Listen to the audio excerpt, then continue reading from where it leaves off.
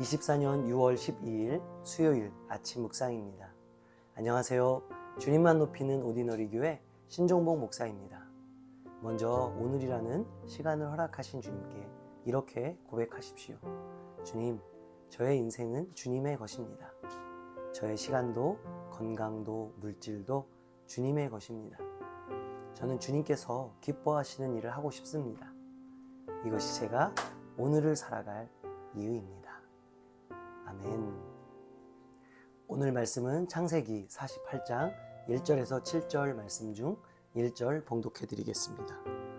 이 일 후에 어떤 사람이 요셉에게 말하기를 내 아버지가 병들었다 하므로 그가 곧 두 아들 므낫세와 에브라임과 함께 이르니. 아멘.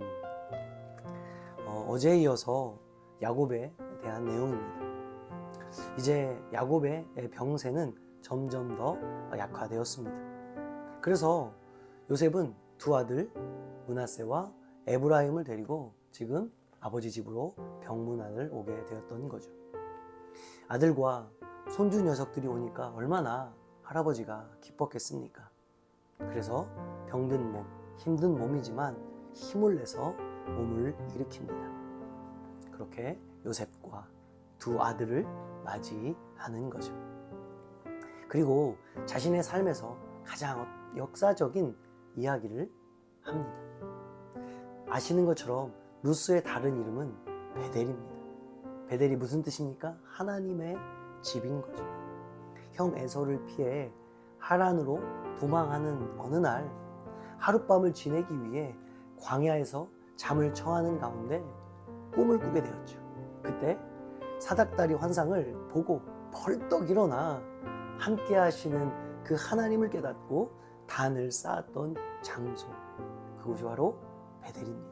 그리고 이곳에서 자신의 미래와 또 자손들의 번성에 대한 약속을 하나님으로부터 받게 됩니다.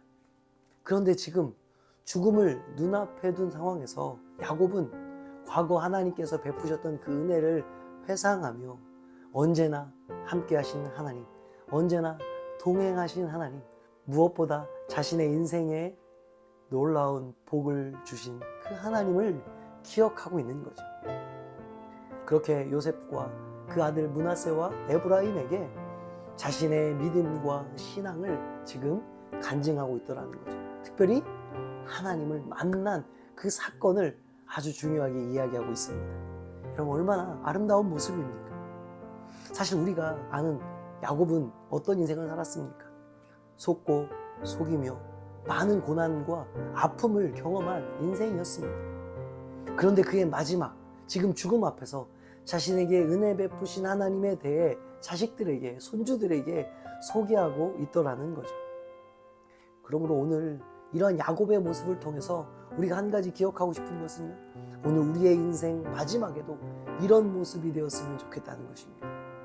자신의 죽음을 알고 그 죽음을 준비하며 인생의 여정 가운데 함께 하셨던 그 주님을 자손들에게 증거하는, 간증하는 그런 죽음.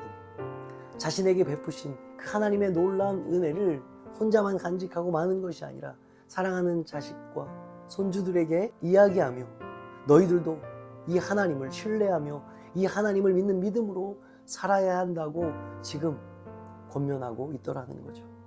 여러분, 이것이 성도의 마지막 모습이어야 하지 않을까요? 또 하나 오늘 본문은 야곱이 요셉의 두 아들을 자신의 양자로 삼고 또 이 요셉의 두 아들을 자신의 아들과 똑같은 지위를 주게 되는 거예요. 어떤 의미입니까? 이것은 야곱이 요셉을 장자로 여기고 있었다는 거죠. 그래서 장자가 받아야 할 두 몫을 요셉의 두 아들을 축복함으로 므낫세와 에브라임이요 이스라엘의 12지파에 들어가게 되었다는 거죠. 굉장히 놀라운 일입니다. 그러니까 축복권을 갖고 있다는 것은 굉장히 중요한 거예요.